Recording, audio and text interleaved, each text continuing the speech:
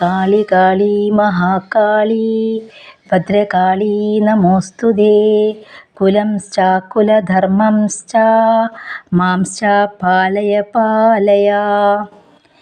ഈ ഒരു മന്ത്രം നമ്മുടെ എല്ലാ ഭക്തജനങ്ങൾക്കും ഒരുപാട് സുപരിചിതമായിട്ടുള്ള മന്ത്രമാണ്. നമ്മൾ ഭദ്രകാളി അമ്മയെ നമ്മൾ പ്രാർത്ഥിക്കുമ്പോൾ നമ്മളെ നാവിൽ ആദ്യം വരുന്ന ഒരു മന്ത്രമാണ് ഈ ഒരു മന്ത്രം എന്ന് പറയുന്നത്.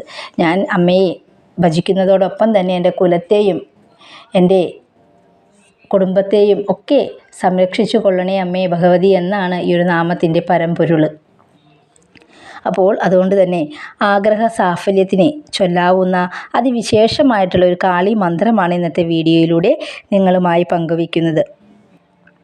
ആഗ്രഹങ്ങളും സ്വപ്നങ്ങളൊന്നും ഇല്ലാത്തവരായിട്ട് ആരും തന്നെ ഉണ്ടാവില്ല അല്ലേ? അതുകൊണ്ട് തന്നെ ഈ ഒരു വിശേഷ മന്ത്രം നിങ്ങൾക്കുള്ളതാണ്.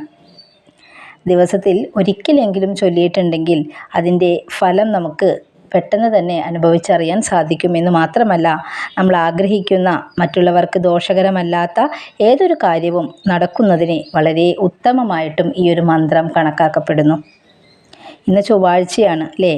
അപ്പോൾ വൈകുന്നേരം നമ്മുടെ പൂജാമുറിയിൽ വിളക്ക് വെച്ച് പ്രാർത്ഥിക്കുക. ദേവിയെ മനസ്സിൽ ധ്യാനിച്ചുകൊണ്ട് ഈ ഒരു മന്ത്രം അത്യന്തം ഭക്തിയോടുകൂടി അമ്മയെ മനസ്സിൽ ധ്യാനിച്ചുകൊണ്ട് ഭജിച്ചിട്ടുണ്ടെങ്കിൽ അതിൻ്റെ ഫലം ഇരട്ടിയാവും, അല്ലെങ്കിൽ നമ്മൾ വിചാരിച്ച കാര്യം അമ്മ നമുക്ക് നേടിത്തരുമെന്നാണ് വിശ്വസിക്കപ്പെടുന്നത്.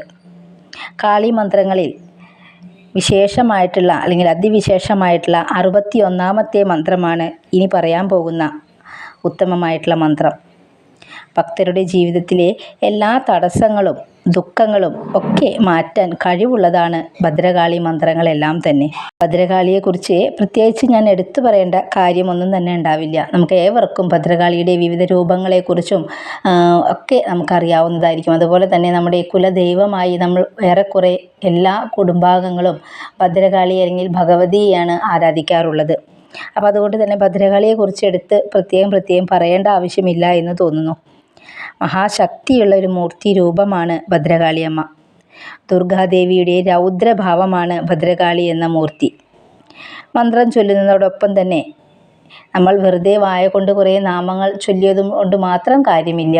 നമ്മൾ അമ്മയെ നല്ല പോലെ മനസ്സിൽ ധ്യാനിച്ച് നമ്മുടെ വിഷമങ്ങളും ദുരിതങ്ങളും നമ്മുടെ സന്തോഷങ്ങളും ഒക്കെ അമ്മയുടെ ആ തൃപ്പാദത്തിൽ അർപ്പിച്ചുകൊണ്ട് അമ്മയെ മനസ്സിൽ ശരിക്കും വിചാരിച്ചുകൊണ്ട് നമ്മുടെ എല്ലാ വിഷമങ്ങളും അമ്മയോട് ഏറ്റു പറഞ്ഞുകൊണ്ട് അമ്മയെ ഓരോ വരികളും നമ്മൾ ചൊല്ലുകയാണെങ്കിൽ, അത്രത്തോളം മനസ്സറിഞ്ഞ് വിളിച്ചിട്ടുണ്ടെങ്കിൽ നമ്മുടെ പ്രാർത്ഥന കേൾക്കാതിരിക്കാൻ നമ്മുടെ അമ്മയായിട്ടുള്ള അല്ലെങ്കിൽ ലോകമാതാവായിട്ടുള്ള ഈ ഭദ്രകാളിക്ക് സാധിക്കില്ല എന്ന് തന്നെയാണ് പറയാനുള്ളത്.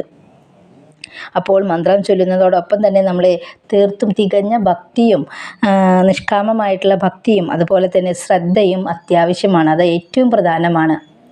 ഒരു അമ്മ തൻ്റെ മക്കളെ എത്രത്തോളം എങ്ങനെ സംരക്ഷിക്കുന്നു എന്നതുപോലെ തന്നെയാണ് ഭദ്രകാളി അമ്മ തൻ്റെ ഭക്തജനങ്ങളെ ഒരു രക്ഷാ കവചമായി അല്ലെങ്കിൽ അമ്മയുടെ ഒരു ശക്തിയായിട്ട് അമ്മ തൻ്റെ മക്കളെ എന്നൊക്കെ അങ്ങനെ താങ്ങി നിർത്തുമെന്നാണ് പറയുന്നത്. നമ്മൾ നമ്മുടെ ഓരോരുത്തരുടെയും ജീവിതത്തിൽ നോക്കിക്കഴിഞ്ഞാൽ യാതൊരുവിധ പ്രതിഫലവും ഇച്ഛിക്കാതെ അല്ലെങ്കിൽ യാതൊരു ആഗ്രഹങ്ങളും മോഹങ്ങളും ഒന്നും വെക്കാതെ ഒരമ്മയാണ് തൻ്റെ മക്കളെ അത്രത്തോളം സംരക്ഷിച്ചു കൊണ്ട് നടക്കുന്ന വേറൊരു വ്യക്തിത്വം നമ്മുടെ ജീവിതത്തിൽ ഒന്നും തന്നെ ഉണ്ടാവില്ല അല്ലേ? അച്ഛന് പ്രാധാന്യമില്ല എന്നല്ല പറയുന്നത്, എങ്കിലും അമ്മയോളം ഒരു കൂടുതൽ കരുതൽ ഒരു മക്കളുടെയും ജീവിതത്തിൽ ഉണ്ടാവില്ല എന്ന് തന്നെയാണ് പറയാനുള്ളത്. അപ്പോൾ ഈ ഒരു കലികാലത്ത് തൻ്റെ ഒരു നല്ല കാലം പ്രദാനം ചെയ്യുന്നതിന് വേണ്ടി നമ്മൾ ആരാധിക്കേണ്ട ഒരു ആരാധനാമൂർത്തിയാണ് ഭദ്രകാളി എന്ന് പറയുന്നു. ഭദ്രമായ കാലത്തെ നൽകുന്നവൾ ആരാണോ അവളാണ് ഭദ്രകാളി എന്നും, അതുപോലെ തന്നെ മംഗളത്തെ പ്രദാനം ചെയ്യുന്നവൾ ആരാണോ അവളാണ് ഭദ്രകാളി എന്നൊക്കെ ഈ ഒരു ഭദ്രകാളി എന്ന പദത്തിന് അർത്ഥമുണ്ട്. നല്ലൊരു തേജസ്സോടു കൂടി അല്ലെങ്കിൽ യശസ്സോടു കൂടി സമാധാനത്തോടു കൂടി സന്തോഷത്തോടു കൂടി ജീവിക്കാൻ പ്രാപ്തമാക്കുന്ന നമ്മുടെ എല്ലാ മാതാവാണ് ശ്രീ ഭദ്രകാളിയമ്മ. മംഗളദായകിയായി നിലകൊള്ളുന്നതോടൊപ്പം തന്നെ ശത്രു സംഹാര രൂപിണിയായും അതുപോലെ തന്നെ മംഗല്യദായിനിയായും വിദ്യ നൽകുന്നവളായിട്ടൊക്കെ നമ്മുടെ അമ്മ വിരാജിക്കുന്നുണ്ട്. ഈ ഒരു മനുഷ്യജന്മത്തിലെ സ്വാഭാവികമായിട്ടും നമ്മുടെ ഓരോരുത്തരുടെയും മനുഷ്യ ജീവിതത്തിൽ പലതരത്തിലുള്ള ദുഃഖങ്ങളും ദുരിതങ്ങളും പ്രയാസങ്ങളും ബുദ്ധിമുട്ടുകളും ഒക്കെ അനുഭവിക്കുന്ന ത്തവരായിട്ട് ആരും തന്നെ ഉണ്ടാവില്ല. എത്ര സുഖങ്ങൾ അനുഭവിക്കുന്നവരാണ് എന്ന് പറഞ്ഞാൽ പോലും അവരുടെ ജീവിതത്തിലും ഉണ്ടാവും എന്തെങ്കിലും തരത്തിലുള്ള ഒരു ബുദ്ധിമുട്ടുകളും പ്രയാസങ്ങളും ദുരിതങ്ങളൊക്കെ നമ്മൾ കാണാത്തതാണെങ്കിൽ പോലും. അപ്പോൾ നമ്മൾ അനുഭവിക്കുന്ന ഇത്തരത്തിലുള്ള ഈ ബുദ്ധിമുട്ടുകൾക്കൊക്കെ ഒരു പരിഹാരമായി, അല്ലെങ്കിൽ അതൊക്കെ ഒന്ന് പെട്ടെന്ന് മാറിക്കിട്ടാൻ, പൂർണ്ണമായും മാറിയില്ലെങ്കിലും നമുക്കൊക്കെ ഒരു ശമനം തരാൻ വേണ്ടി, നമ്മുടെ പ്രശ്നങ്ങൾക്കൊക്കെ ഒരു ശമനം തരുന്നതിന് വേണ്ടി, അല്ലെങ്കിൽ എത്രയും പെട്ടെന്ന് അതൊക്കെ മാറിക്കിട്ടാൻ വേണ്ടി, നമ്മൾ ആഗ്രഹിക്കുന്ന കാര്യങ്ങളൊക്കെ നമ്മളിലേക്ക് എത്തിച്ചേരാൻ വേണ്ടി നമ്മൾക്ക് ഏവർക്കും അനുഗ്രഹം ചൊരിയുന്ന ഒരു ആരാധനാമൂർത്തിയാണ് ഭഗവതി അഥവാ ഭദ്രകാളി അമ്മ എന്ന് പറയുന്നത്.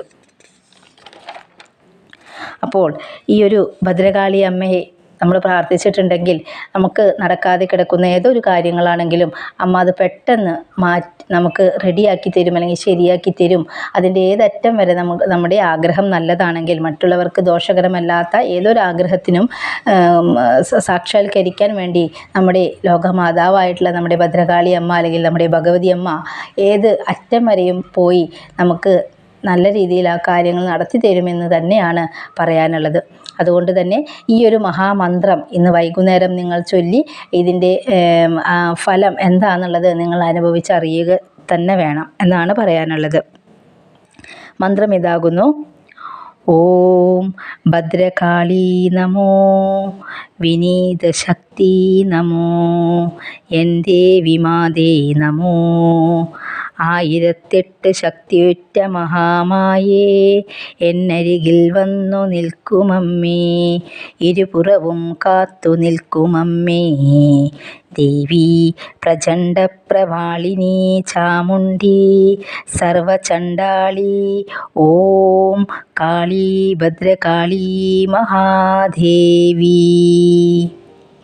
ഈ ഒരു മന്ത്രം ആദ്യം കേൾക്കുമ്പോൾ നിങ്ങൾക്ക് ബുദ്ധിമുട്ട് തോന്നുമെങ്കിലും ചൊല്ലി ചൊല്ലി നിങ്ങൾക്ക് ഇത് കാണാപാഠമാവുകയും അതുപോലെ തന്നെ ദിവസവും അമ്മയെ ഭജിക്കുവാനായിട്ട് സാധിക്കുന്നവരാണെങ്കിൽ അവരുടെ ജീവിതത്തിൽ ഒരു തരത്തിലുള്ള ബുദ്ധിമുട്ടുകളും പ്രയാസങ്ങളും അവരെ ബുദ്ധിമുട്ടിക്കില്ല എന്ന് തന്നെയാണ് പറയാനുള്ളത്. അതുകൊണ്ട് തന്നെ ഇത് കേൾക്കുന്ന എല്ലാ ഭക്തജനങ്ങൾക്കും ഭഗവതിയുടെ അല്ലെങ്കിൽ ഭദ്രകാളി അമ്മയുടെ പൂർണ്ണ അനുഗ്രഹം എപ്പോഴും നിങ്ങളുടെ ജീവിതത്തിൽ ഉടനീളം ഉണ്ടാവട്ടെ എന്ന് ആശംസിക്കുന്നു. അതോടൊപ്പം തന്നെ അമ്മയെ പ്രാർത്ഥിക്കുവാൻ നിങ്ങളേവർക്കും സാധിക്കട്ടെ എന്നും ആത്മാർത്ഥമായി ആശംസിച്ചുകൊണ്ട് ഈ ഒരു ചെറിയ അധ്യായം ഇവിടെ വെച്ച് അവസാനിപ്പിക്കുകയാണ്.